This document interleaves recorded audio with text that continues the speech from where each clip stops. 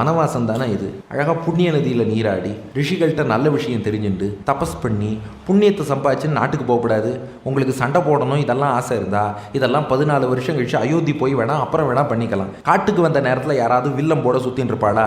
இந்த வில்லம்ப கீழே போடுங்கோன்ட்டா தாயார். இப்படி சொல்லலாமா? அதுவும் தாயார் இப்படி சொல்லலாமா? இதுக்கு என்ன அர்த்தம்? அரக்கர்களை கொல்ல வேண்டாம்னா என்ன அர்த்தம்? ரிஷிகளை காப்பாற்ற வேண்டாம்னு அர்த்தம். காலில் விழுந்து சரணாகதி பண்ணியிருக்கா ரிஷிகள், எங்களை காப்பாத்துன்னு கேட்டிருக்கா, ராமனும் காப்பாத்துறேன்னு சொல்லியிருக்கான். பொதுவாக பெருமாள் முரடு பிடிச்சா கூட தாயார் தான் அப்படியெல்லாம் நீங்கள் பண்ணப்படாது காப்பாற்றணும்பா. ஆனால் இங்கே பெரிய ட்விஸ்ட்டு. சீத்தை என்ன சொல்லிட்டா, நீங்கள் ரிஷிகளையும் காப்பாற்ற வேண்டாம், ஒருத்தரையும் காப்பாற்ற வேண்டாம், அரக்கர்களையும் கொல்ல வேண்டாம், வில்லம்ப கீழே போடுங்கோன்ட்டா. ஏன் இப்படி சொன்னா? இங்கே தான் விஷயம் இருக்குது அப்படின்னு சொல்லிட்டா சீத்தை. ராமன் பதில் சொல்கிறான், என்ன சீதா இப்படி சொல்லிட்ட? ரிஷிகளுக்கு கொடுத்த வாக்கை போய் மீறலாமா? ஒரு ஸ்லோகம் சொல்றான், இன்னைக்கும் சரணாகதி பண்ணும் சிஷ்யர்கள்ட்ட ஆச்சாரியர்கள் இந்த ஸ்லோகத்தை சொல்லி காட்டுவா. ராமன் சொன்ன ஸ்லோகம், ஆப்யகம் ஜீவிதம் ஜஹ்யாம் துவாம் வாசீதே சலக்ஷ்மணாம் நது பிரதிஜ்ஞாம் சம்ஸ்ருத்ய பிராமணேபியோ விசேஷதா.